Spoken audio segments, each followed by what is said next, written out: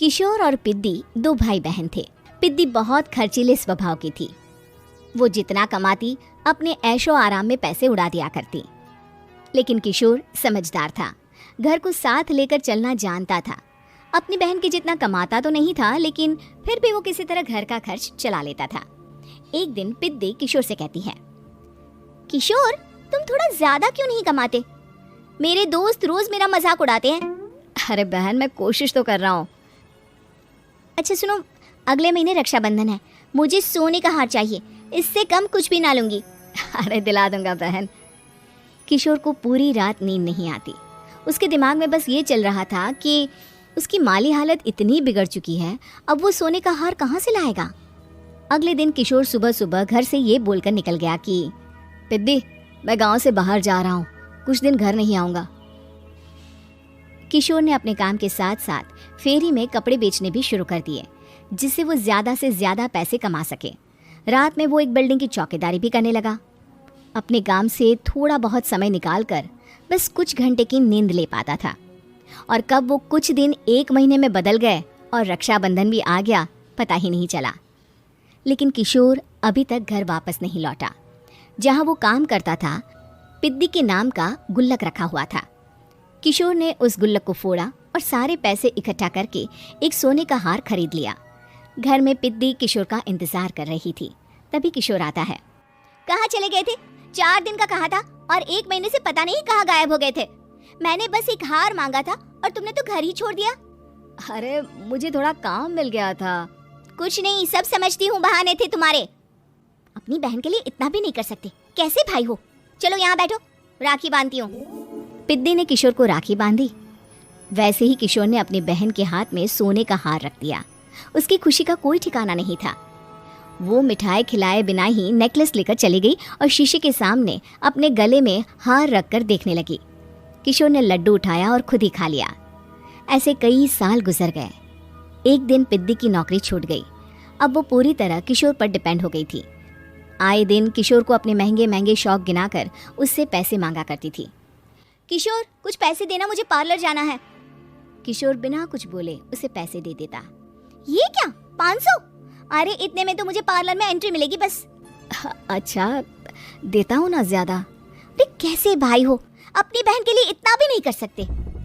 किशोर ने जेब से 2000 का नोट निकाला और उसे दे दिया। किशोर गरीबी में रह लेता था, लेकिन अपनी बहन को कभी कोई कमी नहीं होने देता था। बेटा, पिद्दी तुम्हारी बहन है, उसे कभी किसी चीज की कमी मत होने देना और उसका ध्यान रखना, क्योंकि भाई का फर्ज होता है अपनी बहन का ध्यान रखना। किशोर ने माँ की कही ये बात हमेशा के लिए याद कर ली थी। शायद माँ की इसी बात की वजह से किशोर पिद्दी की हर जिद पूरी करता चला आ रहा था। किशोर, आज मैं अपने दोस्तों के साथ पार्टी करने जा रही हूँ, मुझे कुछ पैसे दो ना। किशोर पिद्दी को समझाता है, लेकिन पिद्दी नाराज होकर चली गई और अपने कमरे में सुबक सुबक कर रोने लगी। किशोर अपनी जेब से कुछ पैसे निकालता है और पिद्दी को दे देता है। किशोर खुद कभी अच्छे कपड़े नहीं पहनता, लेकिन पिद्दी को राजकुमारी की तरह रखता। पिद्दी के जाने के बाद किशोर अपने काम पर निकल गया। एक तरफ पिद्दी अपने दोस्तों के साथ मस्ती कर रही थी, तो वहीं दूसरी तरफ किशोर पैसे कमाने के लिए कड़ी मेहनत कर रहा था। कुछ और दिन ऐसे ही बीत गए। एक दिन पिद्दी एक लड़के को लेकर घर आई और उसे किशोर से मिलवाया।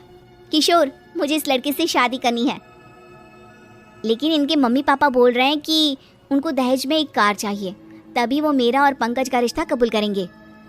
लेकिन बहन, कार खरीदना कोई सब्जी खरीदने के बराबर तो नहीं है। अरे कैसे भाई हो तुम, अपनी बहन के लिए इतना नहीं कर सकते? देखो, मैं ज्यादा इंतजार नहीं कर सकती, तुम्हें 1 साल में मेरे लिए कार खरीदनी ही होगी। अच्छा पंकज, एक काम करो, कल तुम अपने माता पिता को घर बुला लो, मैं उनसे तुम्हारे और पिद्दी के रिश्ते की बात कर लेता हूँ। अगले दिन किशोर के छोटे से घर में पंकज और उसके माता पिता आते हैं। बेटा, तुम्हारी बहन ने हमारी शर्त तो बता ही दी होगी। जी बेटा, तुम तो इतने छोटे घर में रहते हो, दहेज कहाँ से लाओगे? मैं अपनी बहन की खुशी के लिए सब कुछ कर सकता हूँ। पंकज और पिद्दी का रिश्ता तय हो जाता है। किशोर अब अपनी क्षमता से 4 गुना ज्यादा काम करने लगता है। सुबह सबके घरों में न्यूज़पेपर फेंकता, दिन में मजदूरी करता और रात में चौकीदारी करता।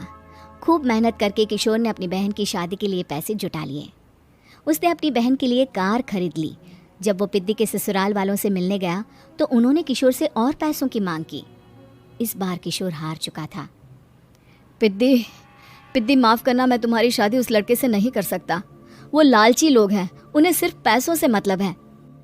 देखो किशोर, मैं पंकज से ही शादी करूंगी। क्योंकि पिद्दी ने तो किशोर की बात न मानने की जैसे कसम खा रखी थी। किशोर ने पंकज को घर बुलाया। पंकज, तुम अपने माता पिता को समझाते क्यों नहीं हो? भैया, वो हमारी शादी के लिए मान गए, मेरे लिए तो यही बहुत बड़ी बात है। हम एक काम कर सकते हैं, दहेज की रकम में से कुछ पैसे मैं आपको दे देता हूँ। अरे लेकिन समाज वाले क्या कहेंगे? अरे जब दुनिया को पता चलेगा तब ना। अच्छा, कुछ पैसे मैं अपने मालिक से कर्ज में ले लेता हूँ। कुछ पैसे पंकज देता है, कुछ वो कर्जा लेता है और अपनी उम्र भर की कमाई वो अपनी बहन की शादी में लगा देता है। आखिर में पंकज और पिद्दी की शादी हो जाती है। पिद्दी की विदाई के बाद किशोर बिल्कुल अकेला पड़ जाता है। अब उसका कमाने में भी मन नहीं लगता। उधारी वाले रोज घर में आकर बैठ जाते हैं।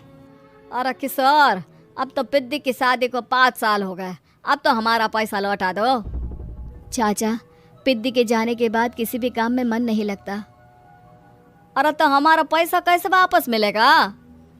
जी, कुछ करता हूँ मैं।